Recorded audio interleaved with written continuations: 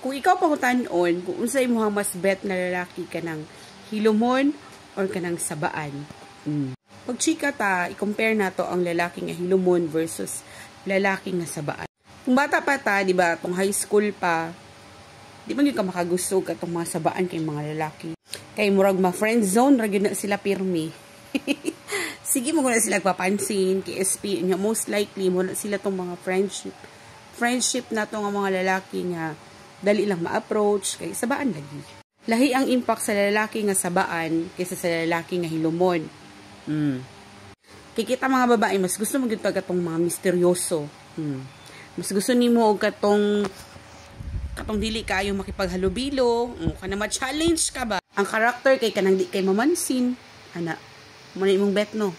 Kay katong mga lalaki nga banhaan kay murag mahulog ra gid siya nga amigo, murag igsuon, mga ana ba? Nga ana nga laban. Pero katong mga hilomon, tagsaraman mo istorya, so misteryoso kay siya. Ang datingan ba kay kanang murag kinahanglan nimo siya ila-ilahon, kinahanglan nimo siyang kinahanglan nimo ma-close. So naay challenge dito. Ang mga babae gusto challenge. Mas dili kay sila ganahan ng mga babae og kanang mga vocal ra kaayo og bet gani ka og gusto niya aw.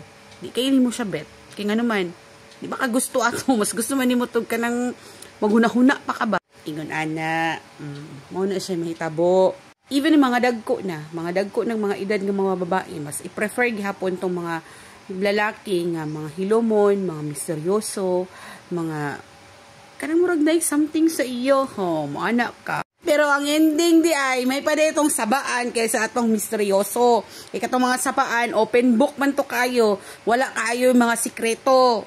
Tanawa, nagkamali ka no. Mas bet nimo tong hilomon kay daghan kaayo og mga sikreto. Di ba? Igo. Unya, ang ending kay dili nakakahawa kay na in love na ka sa lalaking misteryoso. Mao ding misteryoso kay daghan kay sikreto gitaguan. Maon na day asawa magpa-cute-cute kay kabalo lagi nga ang mga babae gustong challenge. Di man gusto ka nang maayo pagkahatag sa Ginoo, gusto katog yung mga challenging. Di karon nga